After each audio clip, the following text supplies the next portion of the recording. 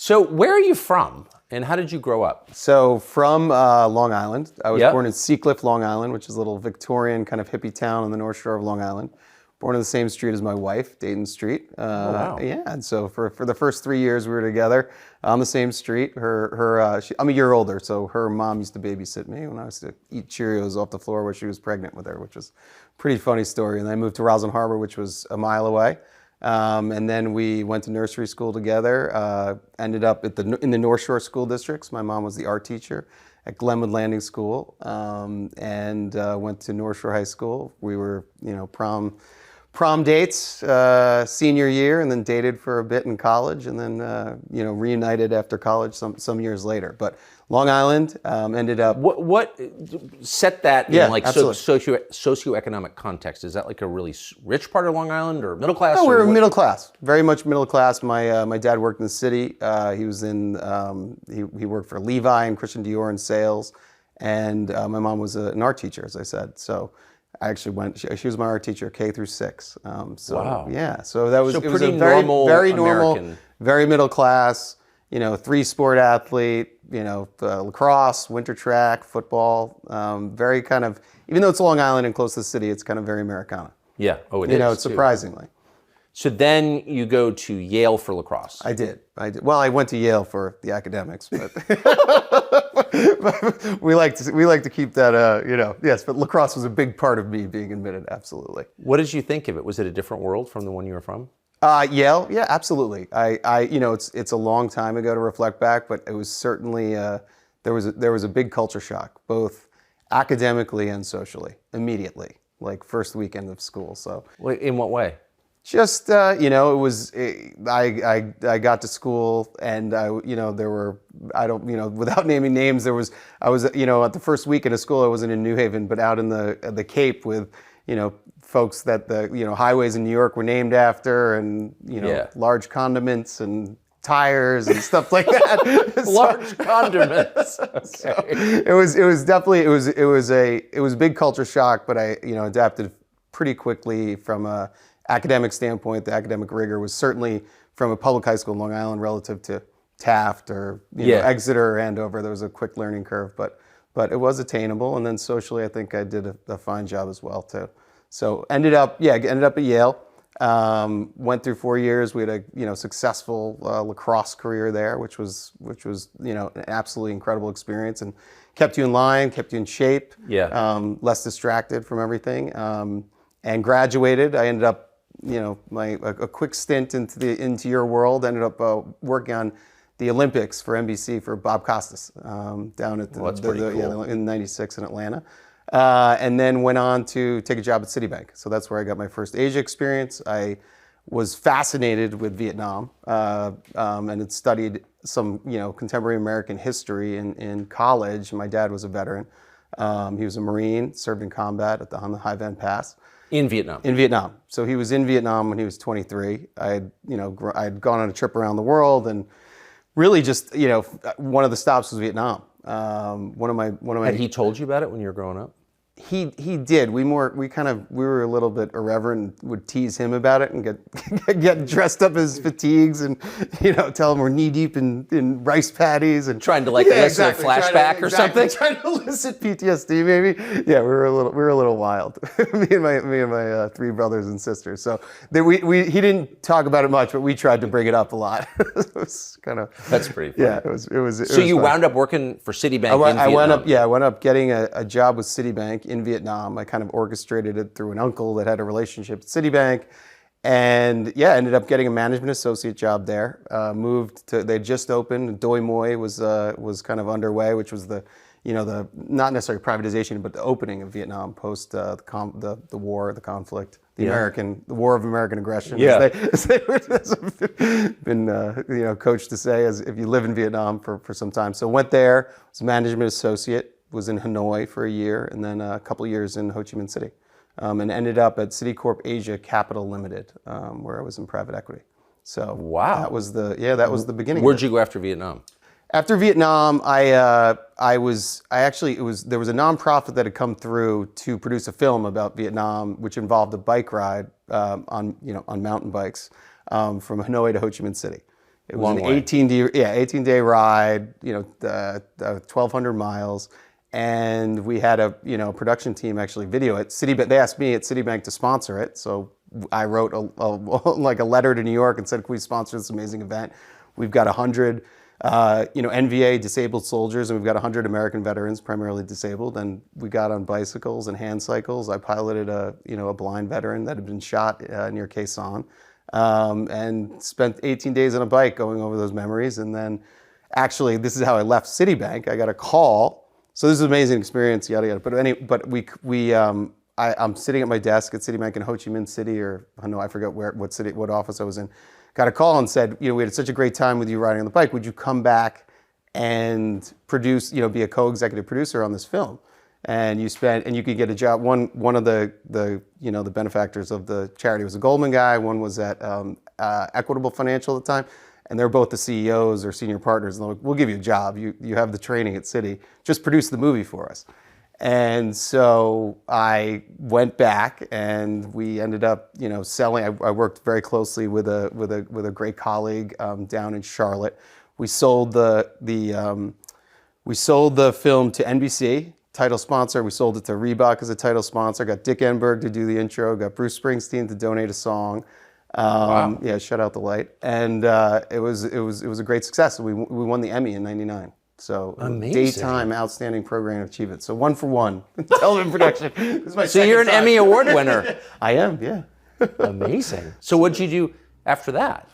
So after that, I ended up going. The one kind of principal at Equitable Financial had moved over to New England Financial. So he'd taken a new job as the chairman and CEO of New England Financial. I went into the special, strategic. It was a strategic management group, and did a little bit of. It was primarily almost like an in-house management consultant in finance, like across the business. They put me on a lot of different special projects, and that was my job for the next couple of years. And then we were actually bought by MetLife. And so when New England Financial was bought by MetLife, I went down to New York very quickly in that acquisition. But my boss, who was the CEO and chairman, became the president of individual life at MetLife, a much bigger organization. So it wasn't as interesting an opportunity. So I went out and started a technology company with one of the consultants I'd worked with previously, one of the management consultants. I think it was at Arthur Andersen. We started a tech company and sold that in 2004 to Coactive Marketing Group, which was a NASDAQ-listed company. And then from there, so that was kind of an exit while I was working very closely on the Carry for President campaign. So I was a volunteer. I was essentially raising capital, organized some different, surrogate tours and bus tours with some celebrities, stuff that's since backfired. But that campaign tag in 2004, it seemed to work. And basically was poised through kind of the success that I had in the fundraising, that I was going to go and take a job in the White House. So I thought I was, going to work in small business, or there was some other, there were all the larger kind of bundlers. I was a baby bundler. I think I was identified as in some in the New York Post at some point. But I ended up, looking at those jobs and looking at, what would you have to do in security clearance and all that. Long story short, I'd sold, Sataro was the name of the company I sold. And poised to do that, we thought we were going to win. And then, what was it, November 3rd, 2004, I basically hung a shingle and said I need a job because we lost. I remember that. Yeah. The part where you lost. The part. So I was in Boston. I think I was crying. I was with my wife. I remember we were in the hotel, looking out at the acceptance stage, which there was a couple of people running, walking around the stage, and drunk. Yeah, exactly. People, unexploded fireworks, and so that was an unsuccessful run. But I spent a lot of time and put a big effort into it, and it was a great experience. We thought we were doing a great thing, and unfortunately, it's hard to beat an incumbent. So 2004 November, you're you're married, no job. Yep, we're without a job, and I team up with a partner, and we start Rosemont.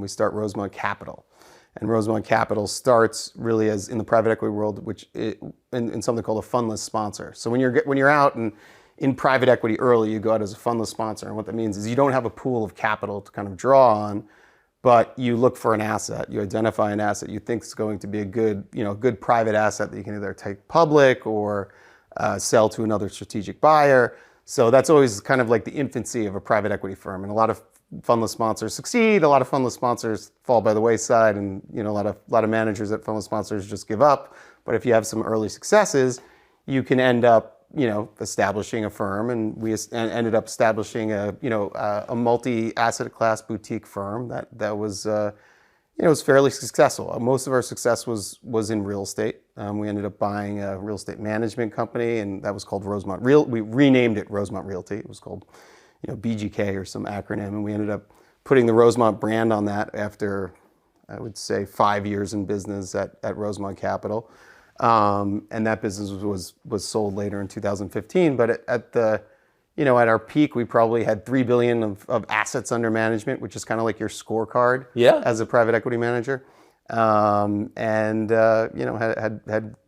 We'd done some great things. Was Hunter Biden an original partner at Rosemont? No. Hunter Biden, I met really, or I had met him before, but had like substantive conversations at a lunch I met in 08, 09. So you were already. It was 5 years, established Absolutely. with the business by then. Yes, business was quite established. We had raised. We were in the Rosemont Seneca Partners came along. Really, at the time that we bought Rosemont Realty, so around 2010, I don't know the exact dates right now. It's a while ago, but Rosemont, we had an initial fundless sponsor deals, so 2 or 3, 4 deals that we did independently and worked those deals. Then we'd raised a fund, so we had a 2007 vintage fund, which is the year that you started. It's very clever. So we had a 2007 vintage co-investment fund, and then. We actually raised, out of the financial crisis, we raised the TALF debt fund, so reinvesting in asset-backed securities, and then we had some other sub funds in technology, but ultimately, like kind of the big successful piece of Rosemont ended up being Rosemont Realty, which was this acquisition of BGK. So it sounds like you've got a perfectly self-sustaining business, $3 billion under management. That's success, I think. Yeah, absolutely. No, it was. So how does Hunter Biden get involved, and why? So we had this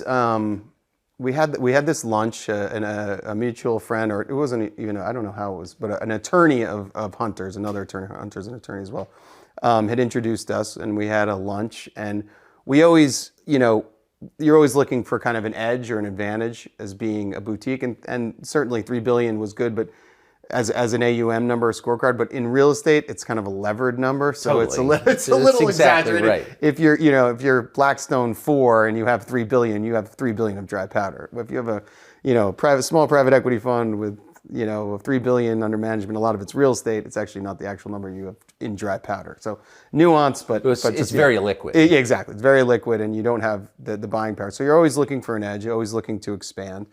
And we had obviously, we were demystified to Washington just through relationships.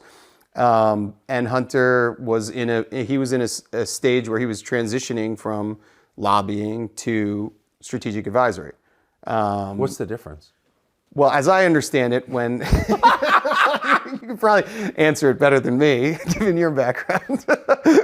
There's a distinction, but no difference that I can see. Right, exactly. So one you register for, the other you don't. Right. And I think that there are some legal, limits around registering when your father's the vice president. So I think that was what they ran into. But there's certain, again, I'm not an expert on it. I know that was I think in Washington, you can't lobby, but you can strategically advise. Right, exactly. There you go, strategically advise. Right, it's a good nuance. So what was the business that you imagined him helping you with? The core business, what we really hoped for was raise introductions to capital, to raise more capital, right, and deal flow. So the things that make a private equity fund successful, whether it's in real estate or asset-backed securities, or just going out and looking for operating assets, it's finding unique deals, and then finding the capital to actually invest in those deals and make them worth more money. Right? Exactly. But you got to have the dough. Right. You got to have the dough. So I think in the back of our minds, the initial strategy was, okay, we can expand our network exponentially. Hunter and his strategic team know, tons of folks, and it's a whole new world of, of high net worth individuals, family offices, institutional pension funds, which was a huge one that we thought that we could crack that never materialized. And yes, and so that was the genesis. But on paper, what we looked at was like, okay, why are you kind of teaming up this? And there was no investment in it. It was Rosemont Seneca Partners was kind of a dovetail concept. It's not like we didn't fund it, nor did they fund it. We just said they had their strategic advisory business, we had our private equity business. Let's combine forces, expand our network, and maybe get some help, or maybe when we talk to a strategic asset that's selling. We had a company that sold body armor, for instance. Maybe we could get a military contract because someone in DC knew the Pentagon people. I mean, it's just simple kind of connecting the dots. It is, but if I can just, and this is not a criticism of you because I lived there, I didn't see this either.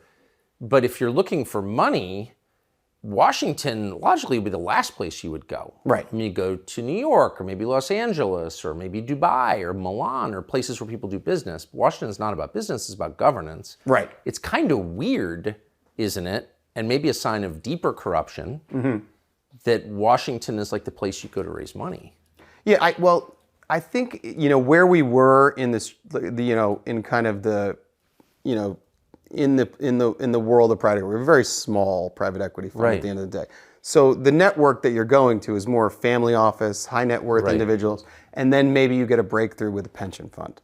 So I think the fundraising elements of linking up with Seneca Partners was really that, but we took advantage of all the kind of strategic advisory work and the network that they had to promote to the assets, to promote to the other, to people that were raising money from, say, oh, listen, we have a DC office. We know how to operate. But this is going to give us can I just advantage. ask, this is not related to you. Yeah. You were not able to get pension money, right? No.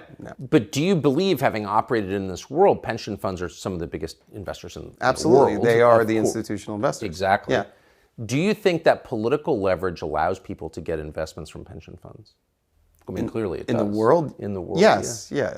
Absolutely. Unfortunately, we were not able. But you weren't able to. But like the idea that a pension fund would make an investment decision based on political calculations is like the definition of corruption, isn't it? Yeah, I think that I think there's an entire world and business that's been focused on trying to create those lines of demarcation. I mean, it's one of the biggest. I mean, all the pension managers. I mean, it's a whole world to. So it's a bigger discussion, but yes, obviously that would be the ultimate form of corruption. So just to sum up, what I think we're hearing Sure. so far is that you're on a pretty conventional business track. Correct. You're working for a big bank at first, and then you decide to move into this burgeoning private equity world, Right. which really was exploding at the time. And then at some point, having gotten the business off the ground and it's succeeding, you look to Washington for opportunities there. Right. And you run into Hunter Biden or are set up with Hunter Biden. Right. I'm set up with Hunter Biden, and again, at that time, it seemed like it was hindsight's 2020, but it seemed like an opportunity to just broaden our network, broaden our competitive advantage on the deal side by having this access or regulatory understanding of DC is how we properly say it, and maybe expanding our and getting lucky with a pension fund introduction. Yes. Or another, large family, maybe there's a political donor that's $1 billion family office on the West Coast that Hunter has a relationship with. So I thought that was enough reason to kind of not invest in a new company, but just, flirt with a joint venture at the end of the day. So, and you're in your early 30s at this point. Yeah, You're trying to early make your 30s. way. You wind up, though, with this deal most famously with Burisma. Burisma, yeah. Yes. How did that come about? So the Burisma deal came about initially, the CEO, Zolszewski, and Vadim, I'm going to abuse the name. I have it here. I've got it right here. Why don't you say it first, and then it'll... I can't. I got to put my glasses on. Pozharsky. Yeah. Yeah, so Vadim and Nikolai come through. They're working with they're in the network. Again, you're always expanding your network in raising capital and private equity, and work with this group, Tri Global Group, which Famously also worked with Mayor Giuliani, which Yes. was another one of their clients, which we found out later, but it was kind of interesting. They had on their fundraising list had Nikolai and Vadim, who were the CEO and the CEO, owner, and corporate secretary of Burisma, and they'd come through New York. Pozharsky. Yeah, there we go. We'll just use Vadim, I think. It's Vadim. So they come through New York. I was actually on a business trip in Asia, and they're taken through, and the Tri Global Group says we're working on these things. One of the funds that we're marketing is Rosemont Real Estate Acquisition Fund 1, REEF, and they show it to them, and that's probably I'll probably get the dates wrong, but that's maybe in the early the 2012 range. Okay, so that's the first context. We've got a placement agent working on Rosemont Real. They're on commission business with Rosemont Real Estate Acquisition Fund. They meet Vadim and Burisma. I don't know if they had known each other before, but there's this a mini Gark, as we call it, and a mini Gark and Vadim, who's the corporate secretary. They come through. They pitch. They give him the deck. I don't know if they spent any time on it. The deck being the marketing presentation for REEF. And nothing happens. They don't come in as an investor, but Tri Global was successful in identifying some investors for us, not Burisma. Cut to 2014, and I'm in the midst of a trip to Europe, and we're doing a strategic deal with a large bank there. And I get there, late February, early March, and it happens to be the day that Putin invaded Crimea, a peaceful invasion of Crimea, as they say. And so our deal falls through because there's all these basically it's like this huge paradigm shift, obviously, after Maidan. Yes. And, everything changed in Europe, and it became this, there's this new inflection point of Ukraine, and that really started there on those days. So needless to say, our strategic deal with the bank falls through for Rosemont Real Estate Acquisition Fund. So we're quickly pivoting because at the same time we're raising for Rosemont Real Estate Acquisition Fund 2. So I happened to be at a meeting, and Tri Global says, well, are you still trying to raise capital? So would you like to meet with Nikolai Zilshevsky to pitch your wares? I bring the deck to him. We go through the presentation, and he says, interestingly enough, he knows, obviously he's calculating. He had made some moves earlier, which I'll tell you about, thinking about Ukraine and the former position that he had. So we pitched him the deck. He kind of looks through it, and, I remembered he had some like crazy watch with like it was like a Ulysses Nardone with like an oil thing that was ticking. Like the second hand was like one of those oil wells, like cranking like this. Little I know it was a natural gas rig, but so it was hard to decipher. But anyway, it was quite an impression. He again, for the second time, kind of ignored the real estate pitch, and mentioned in the meeting, he was very polite, but he was obviously not interested in that. Mentioned, he said, President Kwasniewski of Poland has joined my board a couple months ago, and do you mind if he gives you a call? That was kind of like our departure. And I said, yeah, wonderful. Please follow up and write a $100 million check into Rosemont Real Estate Acquisition Fund 2. So we never had another discussion about that. And the next day, maybe 48 hours later, Kwasniewski and Vadim, who's the corporate secretary, who was not at the first meeting, but he was in New York, a couple years back. Kwasniewski calls me, says, you want to come to Warsaw? I want to, tell you about Burisma. And I kind of had a hint, but I didn't have a pure picture. It was the president of Poland. It was the president of Poland, yeah. Yeah. So it was. So you happen to be over there trying to raise money for a real estate fund. Exactly. I was there for a big strategic closing that got completely blown up by world events. Exactly, by world events. So you're over there to raise money for your real estate fund. Correct. From the guy from Burisma, because he's just a rich guy looking to diversify. They make a ton of money selling natural gas, and they want to invest it. Right. He's not interested in your pitch. And he says, by the way, since you're here, I'd like you to talk to the president of Poland. Yes. Who then calls you. Yes. It was coordinated by Vadim, but yes, eventually we somehow got connected on WhatsApp.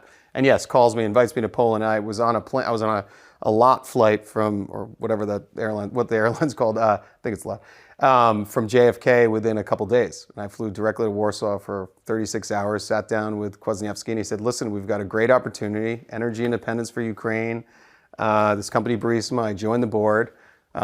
There's we've looked at your profile, I know, you got Rosemont, you can raise, and the idea was to raise outside capital for Burisma. So they were like, come join the board. It's a very high paying opportunity. It wasn't, we didn't talk details on that in that particular meeting, but he's like, trust me, and there's a chance to build an equity position in this business, and this could be, the next Exxon of Ukraine or whatever. I think there's some discovery emails that talk about that. Yeah. So well, why wouldn't it have been? I mean, it was a real company. Exactly, real company, incredible management team, new age equipment. But why you? Why me? Because I was a bereaver. You were a true bereaver, huh? I was no. Why me? No, it's just interesting because you're raising money for a real estate fund, but then the guy from the natural gas company says, talk to the president of Poland about joining the board of our natural gas company. Right. Was Hunter Biden mentioned at all? Hunter Biden was not mentioned, though. I mean, I can't deny that they did some research about Rosemont Seneca Partners, but because it just seems like it was not mentioned. It was not mentioned to me. It's a little. I mean, you sound like a very capable business operator, but not someone who specializes in the energy sector. No, I've had a diverse portfolio. Right. Well, now you know a lot about energy. Now I do. Yeah, but then. Right. Agreed. I had one energy investment that we had made in Texas, but that's true. I was certainly not by any stretch of the imagination an expert in excavating natural gas. Right. But the president of Poland is asking you to join the board. I mean, by the way, lots of weird things happen in life, but I just kind of suspect that maybe this was all about getting Hunter Biden involved. I think that they saw an opportunity to raise capital. I think that they thought that I was close enough to political powers that I don't think that was their initial intention, to be completely honest. I don't think they were like, I was a mark that they identified and then found Hunter. I think it was a little bit more natural than that. And at the end of the day, similar to kind of what happened in my fate, that, be careful what you wish for. Yeah. So how did he get involved? It was as you go on with the progression of the story. So he's obviously a partner, and we're always looking to incent each other and include each other in each of our opportunities. And what happened was I came back, I joined the board, or I started the process of joining the board. I did join the board. I think I was on the board in March of that year of 2014. Was probably my first month there. And then I came back, and Hunter was of counsel, and so what I did is I brought him on board, as counsel to legally represent the company and help them, and basically have a firm in DC that would look out for their best interests, or kind of their any kind of geopolitical. I'm sorry. I'm calling bullshit on just this one thing, okay? So this is a city filled with law firms. Yes. Where every... Yeah, but Hunter was my partner. I know. I'm just saying, this is a city where the number one job for a college-educated Caucasian man is lawyer at a firm. Right, exactly. Right. And a lot of those firms deal with foreign transactions and business and whatever. Hunter Biden doesn't have actually a meaningful history as a practicing attorney. I mean, no, he's been in the kind of lobbying world. So, I mean, that's an influence play, right?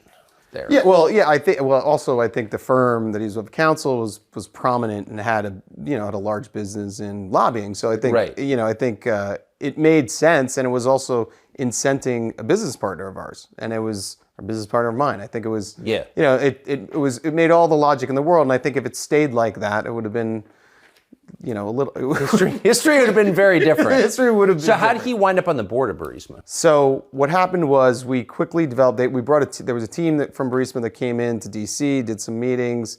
There was a kind of a lead practitioner on the law side that was brought in to be like the Hunter was a relationship manager, and then there was like a lead for what things that needed to be done. We need to lobby Is for this or that. relationship manager, is that like a business card title? It's generally like of counsel at these law firms. It's to make introductions. Yeah, of course. I just love that want phrase. One of those. I should have gone to law school. I aspire to be that. No, it's So good great. gig if you can get it. Yeah. Anyway, so no, this is a natural progression. So we hire, and then, a month or two goes by. We're at an economic conference in Italy, Lake Como, which was nice.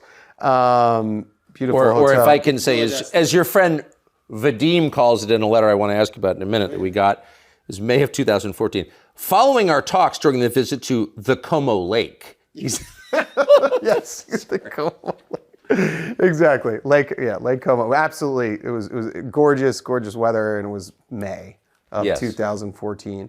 And so, that trip in DC Vadim had been on that trip. I forget if there's other executives there, meeting at the law firm in the conference center or large conference room, and got a lot done, and it seemed to be off to a good start. They visited us, Vadim and Nikolai visited us at the Villa d'Este at this economic conference.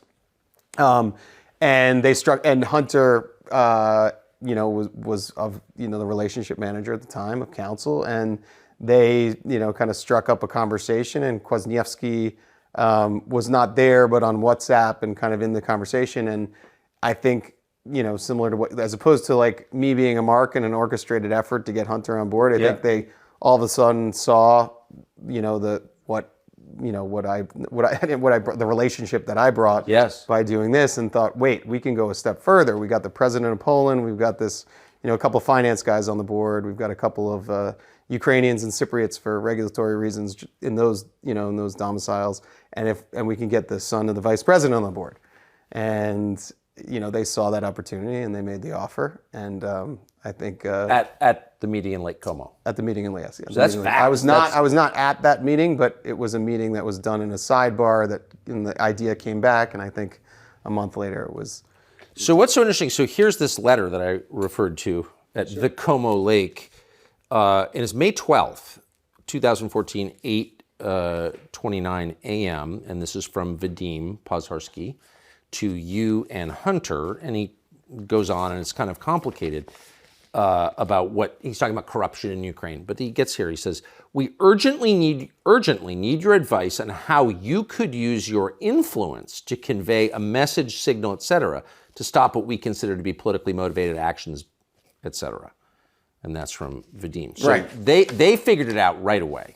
Absolutely, yes. The term signal in every other kind of market or theater or whatever you want to describe, it's like a pretty, it's a well-used term. So signal, like the U.S. doesn't use it, but it's a very common term to send signals between government and business, because government can always shut you down. It's almost like the shakedown kind of. I've tried to equate it to something, but you always want to be sending positive signals from that regulatory body, i.e. the government, to the business that you're not going to be shut down. Right. And so I think they're using in common term to them and sending back here to us and say, I hope we're protected, kind of thing. That's the term signal. Well, you just flat out. He just flat out says it. Exactly. We urgently need your advice on how you can use your influence. Right. Right. So, and that's all kind of, again, just for context, it's pretty conventional. Yeah. I mean, I think that's what lobbying firms are for. Yes. But then comes the question of General Shokan, the prosecutor. Right. Tell us, that seems to me, that's when it gets heavy. Right. Okay. So what was that? So Shokin was I'm going to get the dates wrong, but Shokin was he was the prosecutor, the head prosecutor in Ukraine. And he was taking a close look at Burisma. So maybe not so different from an attorney general. Right. But he was taking, much more case active, I think. Right. An attorney general is more of like a manager of Right. people that handle cases, and they have their independence. But this guy's the law. He's like the law, yeah. So the buck stops with him. Hence, the signals are more important in countries outside the United States. So Shokin is taking a close look at Burisma. There were allegations that some of the the deposits or some of the reserves were not, authentically acquired or whatever it may be. And so those were like I think that was the genesis of the complaints. And there were always, being in Ukraine and being in that part of the world, there was always kind of challenges that they were facing.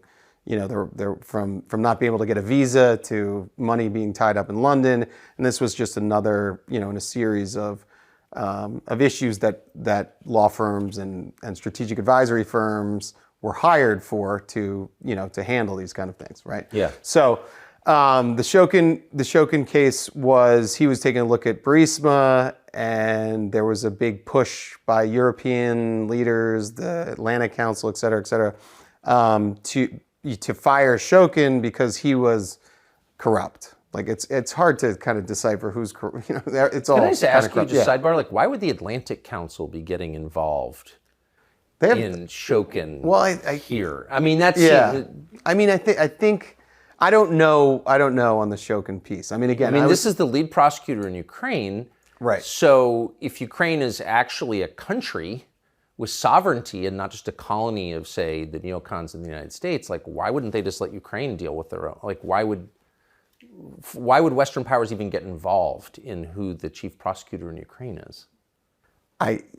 That's a question that I don't know. I couldn't control myself. So, but within Burisma, right, this Shokin was considered a threat to your business. Obviously. Shokin was considered a threat to the business. I think anyone in, again, you got to get the signals to the government. I think anyone in government was always a threat, and always trying to shake down these businesses that were highly successful and enriching the owners and the staff and the board and whatever. Yeah. And so at the end of the day, Shokin was taking a look, and again, if I wasn't involved in Shokin or any of this, but he was a threat. He ended up seizing assets of Nikolai, a house, some cars, a couple properties, and Nikolai actually never went back to Ukraine after Shokin seized all of his assets.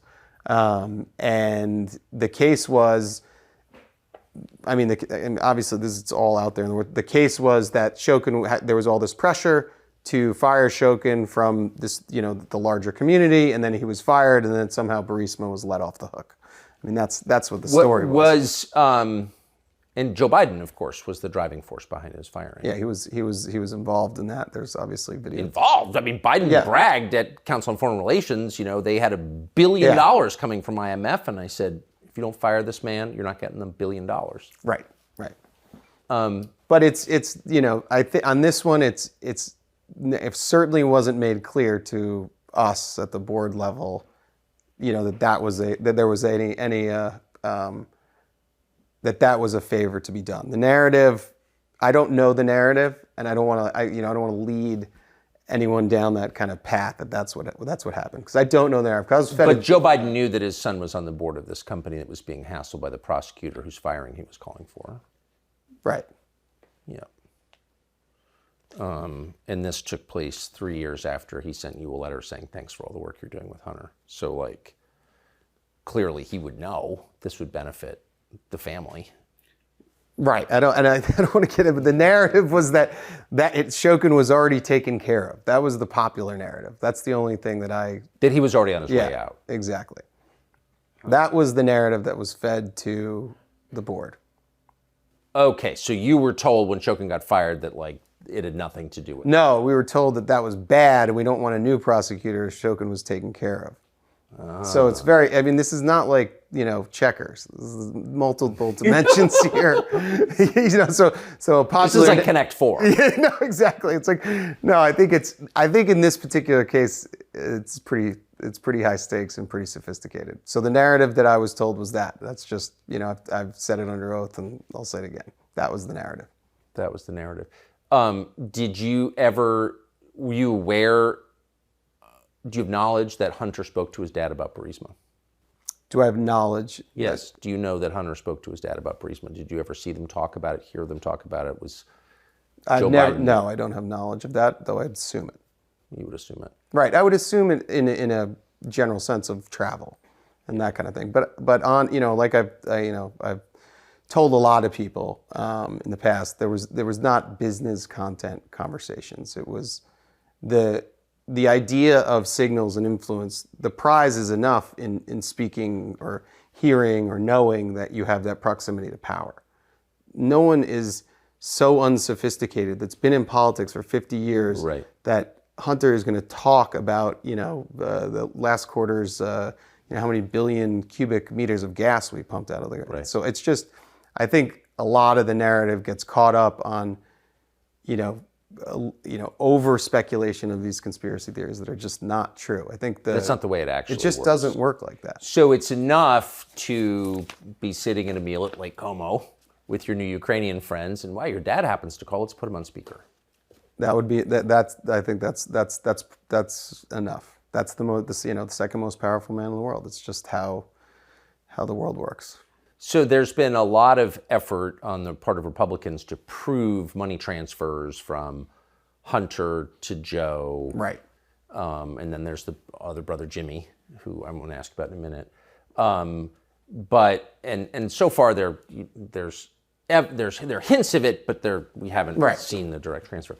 But did you ever wonder when you were in the Biden orbit, how do they live so well? I mean, Hunter grew up at a huge house in Wilmington. The family had this very expensive beach house. And how do you do that on a politician's salary? We don't pay our politicians very much. Well, I think Hunter had a successful lobbying and advisory business. Sure, but these are his dad's houses. Right. How does that, did you ever wonder, how do you do that? Well, at that question, I really only was under the kind of tenure at the Naval Observatory, so I knew the government was paying. We were paying for it. Yeah, no, of course, but they had these other houses. Yeah, I was at Bo's house, I was at Hunter's house, but those were the houses. So that was not something that I often thought about. Put it that way. Okay. It's just interesting because you're coming from a non-political world on Long Island, middle-class world, and you wind up in, around all these high flyers. Yeah. Right. I mean, and some of them but don't have business jobs. They have political jobs, but they're living really, really well. Yeah. I thought the cost of living was lower and what. No, I don't. It is pretty remarkable. It's pretty weird, right? Suburban place to live. And I mean, I think the money that's thrown around DC is significant. I mean, as far as lobbying contracts and legal contracts and all of the bills that go out, and I mean, there's money flow. I mean, it certainly is. But it sticks to the people who live there. The money's supposed to go out to the whole continent. Right. Yeah, that's a bigger discussion. Doesn't? Interesting. So when Biden called for Shokin to be fired, very publicly, and then got it done, bam. Right. What did you think? Again, the narrative. They've tried to beat this into my head a million times because it does work on paper as far as the logical steps. But we were told that Shokin had already been taken care, that he was under control, and that this is going to be a whole big problem for Burisma now. It's a huge problem because Shokin. I mean, I don't know. The guy was going to shut our business down just got fired. Oh no! It's just what it was. It was kind of pounded into our heads. Obviously, as I look back in the rear view, it doesn't paper as well. But it looks like there was something. I'm asking you because you said at the outset. Mm-hmm. First of all, that you liked Hunter. Absolutely. Who was a very likable. I can attest personally, a very likable guy. Absolutely. But that you thought it was, useful. He knows his way around Washington. His dad's vice president of the United States. All this stuff. It's all good. But that there was the Icarus problem. Right. That if you use those contexts too much, maybe it hurts you. Maybe you get burned by it. Did you feel that when Shokin got fired? Ooh, maybe this is a little bit. No. A little close to the sun here. No. On that one, I just was kind of listen. I was believing the narrative because we were in where I felt the Icarus was when he announced we were in Doha. As one is running around with some of the royal family at another conference, and part of the benefits of actually doing the Rosemont Seneca partnership, you're getting access in these meetings. Anyway, long story short, we're in Doha, and they release some picture on the website that Hunter had joined the board. And that was kind of that was like the tipping point where Icarus had arrived a little too close to the sun. Yeah. And the rest, and the rest of my story has, been a slow downward. Yeah. The trajectory changed at that point. It was a woof, like this, exactly. That was the Icarus moment. When I saw that release, and I saw, it was the middle of night. Burisma that had released that? Burisma released it, didn't tell us, and it was like the most Googled news story like in the world for 18 hours. And I was like, this is going to be a different because world. To a civilian, you're thinking, okay, huge, super lucrative Eastern European natural gas company, incredible. Sort of semi-employed kind of lawyer lobbyist from DC. Like, what is he doing on their board? Like, it just seemed... Right. Yeah. And then it really, at the time, I was not, I didn't have, we didn't calculate the risk appropriately. And the rest is history. So whether or not Hunter convinced his dad to come out against Shokan, and there's debate. Right. It was very clear that the Burisma guys were hoping to leverage Hunter's relationship with the vice president, his father. Yes. At one point, they told Hunter to, quote, call his dad? Yeah, I think referencing the email that you put earlier, there was constant pressure to send signals, to leverage all of his dad included, but the Biden brand, all of the DC insider and relationships to help Burisma survive. I think that's at the end of the day what we're talking about. I mean, that was the idea. That's what he brought. It was that ability to help on the geopolitical stage, keep them out of trouble, keep them out of investigations, unfreeze assets, unsuccessfully, unfreeze visas, and the first challenge, which was there was a 23 million pound account that was released to Burisma because of alleged non-cooperation by the prosecutor. I don't know if Shokin or the guy before that, but that was successful. And I think... Did Hunter help with that? The perception of him being on the board probably provided a halo that helped with that, but no active, there was no active... But they were not consulting him on like pipeline construction or wellhead design. No. It was hiring lobbyists and law firms and various like NGOs to, help clear the path from, regulatory roadblocks at the end of the day. When they asked him to call his dad, did he? I was not privy to the conversation directly, but they've asked, that was, Vadim met with his dad at dinner at Cafe Milano, a famous dinner at Cafe Milano. I did not listen to a particular call where they spoke, but I know that the request was made by Vadim a lot. What did Vadim say to the vice president at that dinner at Cafe Milano? At dinner was, politics. I think there was a World Food Program element, weather, nothing specific to Burisma.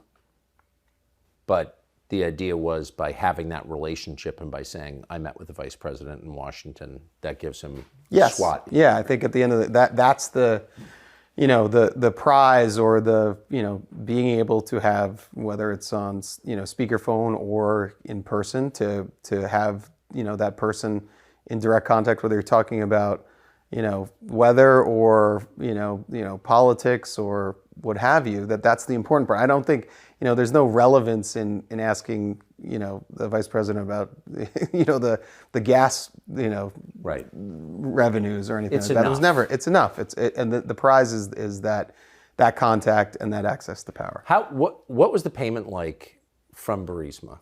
Like, what did Hunter get? I mean, he famously made $83,000 a month. It was 80. Yeah, it was taken into a company. It was 283. Like the contracts were around board seats, and then the kind of scope of work was him on the governance side, as we've talked about. And I was in, first to raise capital, but then after the Doha, Google situation where they announced him on the board, raising outside capital was out. So it became international expansion. So the payment was $2 million a year to one of our LLCs. There were other business activities that happened in that. We had to pay some of the cap intro guys. that introduced us initially through the Rosemont Realty. So he, the payments were, and I think it's incredibly well documented. Initially, it was about $700,000 a year.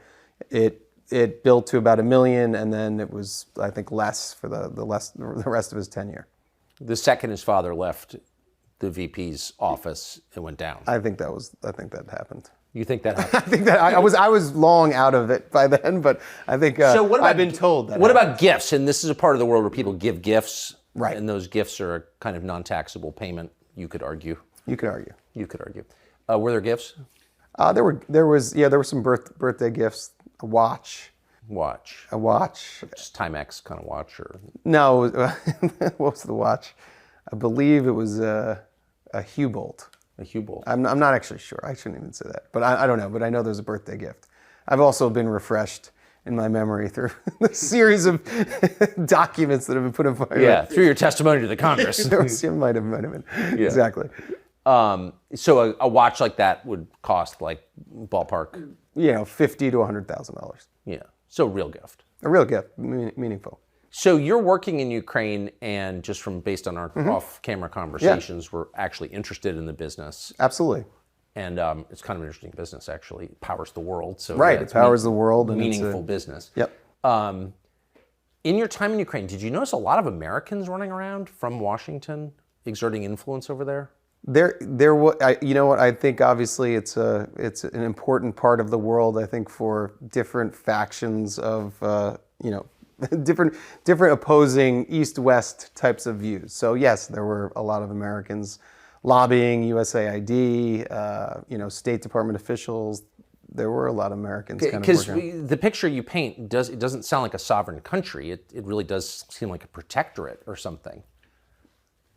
Yeah, I wouldn't. And the protectorate might be an overstep, but yes, there is a lot of interest in Ukraine and who controls Ukraine, and that's it's a geopolitical conversation. Did you ever see Toria Nuland there?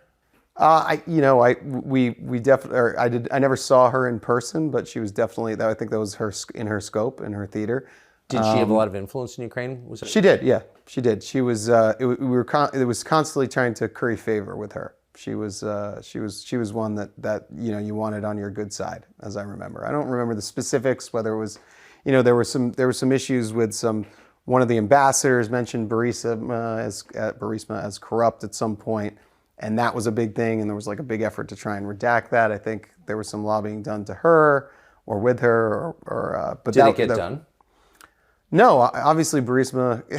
I think Nikolai, who came to New York and ate at Cat's Deli back in 2012, looking at the real estate pitch, ended up in Cyprus. I think he's still there. So no, nothing ever worked with that. Though I do believe that at the end of the day, Burisma wouldn't have stayed in business so long, if Hunter was not on the board. So they got their money back. I think they got some years. Why did you leave? I left in something completely unrelated. Because you got in trouble with another company. Correct. Exactly. And so you got off the board, but Hunter stayed on. Hunter stayed on, yeah. How long did you remain in business with him? After we had the issue with that other company, I was no longer in business. With him? With him. I was friendly. We retained a friendship for a couple of years, and then there was it's complicated and can't talk about it because it's an ongoing case. But there was a reversal of a conviction, and then there was subsequently that the reversal of conviction was re-reversed, and after the re-reversal, we kind of never spoke again. For legal reasons, or was there enmity between? It was just no, absolutely no. There's again, looking back at the body of work, it was, a very big strategic mistake for me to, be involved with him. And some of it was my fault because, quite frankly, I was pitching Burisma Rosemont Realty, and that ended up, that the genesis, that was me. But obviously, the trajectory of my life would have been far different and arguably far better if I'd never met him. And you didn't make that much money from Burisma? No, I think it was, relative to the world, yes, it was a lot of money. Relative to my middle-class upbringing, it was a ton of money. but it wasn't life-changing money, and it was quickly exhausted on legal bills. Yeah. So how have you, what's interesting in this conversation is you're very sympathetic to Hunter Biden, the person, like you like him. You still Right. say you like him. Absolutely. You His worked children, I mean, I've been to their lacrosse games. It's a good family, and they, they've got a great relationship, father and son, speak every day. I witnessed that for 10 years. So, and you're not, I mean, you work for John Kerry for president, so Right. you're obviously not Right. a partisan. I was a volunteer. But Yeah, but you're not a partisan actor. I think it's fair to say you're not grinding not at all. political acts Absolutely not. here. How have you been treated by well, you obviously are a Democrat or were a Democrat most of your life anyway. Well, I was never registered Democrat. I was registered independent, but just for the record. But I have been treated by, the treatment seems to be the treatment of just getting out ahead of this and speaking the truth and just retelling my story. That a lot of people seem to be interested. A lot of the negativity seems to come anonymously. Obviously there's murmurs of different folks saying different things, but the threats and stuff like that seem to come from whether they're AI bots or people in a basement in Cleveland. Not to pick on Cleveland, but Probably Cleveland. It might be. I don't know. I don't know. I can't kind of pinpoint it, but it is definitely a bit of a scary time. The reaction to what you've said in public, to what you said to the committee on the Hill, and doubtless to what you've been telling us in this interview, is that there's no corruption here at all. This is totally normal. Joe Biden had no role whatsoever in his son's business or knowledge of it. But right. That seems false. Yeah, I think that's categorically false. I think that he was aware of Hunter's business. He met with Hunter's business partners. You found a letter that illustrates that he knew me. And he's thanking you. He's thanking you for his efforts. So I think that was, I think your efforts. Yeah. Yeah, I think that's that's not factually right. But in the same breath, there's no, I don't think Joe Biden's looked at a balance sheet or a cap table or what have you, or any financial document, probably ever. Yeah. So there done pretty well for not looking at. Well, that's. Yeah. So who's Jimmy Biden? His brother. Jimmy Biden, his brother, that's Joe, the president's brother. Yeah. And he really picked up, post my, issues, and worked with him, in business that he got into in China and Romania, kind of after my tenure with Rosemont Seneca Partners. But I think he probably filled some void of, companionship and business companionship, in the years after I was basically. Did you ever spend time with him? Not a lot. 3 or 4 times. 3 or 4 times. So he ran. There's not a lot written about him. He ran a nightclub for a while in Wilmington. I think that went under. Mm-hmm. But was it your sense that he had a high degree of business acumen? He was always willing to. He was always willing. I have no real opinion about Jimmy, quite frankly. I know he likes Diet Mountain Dew. That's Diet Mountain Dew. Yeah, I'm a big Diet Mountain Dew guy. But I never did a business deal with him. I socially interacted with him on a very few occasions. But did you think it's a little weird? So here's Hunter Biden, and here's the brother Jimmy with the Diet Mountain Dew. What is this exactly? This Biden brand? What is the business? What is as a whole? What is the business? It's a diverse portfolio of opportunity. It's a diverse portfolio of opportunity. Yes. Hunter and Jimmy. Well, obviously, you've seen again, I keep referring to the rearview mirror. The portfolio has, exhausted, and Hunter's on to better things. So he's an artist. He is an artist, yes. And I'm not going to offer any reviews of his work, but I just have to ask, in the many years that in the 10 years you spent with him, did he evidence any interest in painting? Not particularly. But he was very, he was a very well-read student of history. So he was far more interested in, I wouldn't say artistic ventures, but certainly not painting. That was a surprise. It was a surprise. Yeah, it was a surprise. What is that? I mean, I think that after looking at the portfolio of our experiences, Yes. I might do the same thing. You might do the Because, I mean, it's just, I mean, that's a long haul. For sure. Covered with tragedy and, Yes. addiction, and then going through all that, I think you just have to have a reset. That makes sense to me. Getting $500,000 for your paintings like 6 months after you start painting seems a little weird. No? I mean, I'm not I mean, I do have smart artists in my family. I wish my grandfather got that, but yeah, no, that's. Do you good for think him. Your life has also taken, ups and downs and Right. twists and turns you didn't expect.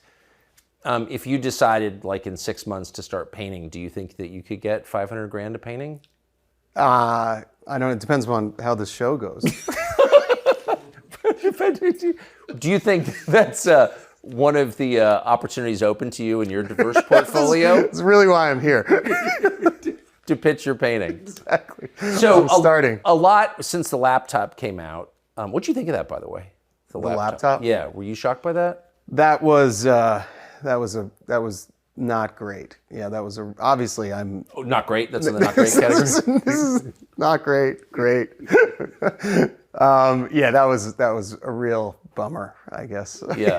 In the not great category. What did I think about it? I mean, it was an absolute shock that's perpetuated this, kind of nightmare that I've been living for the last. Did he call 8 you years. when that came out?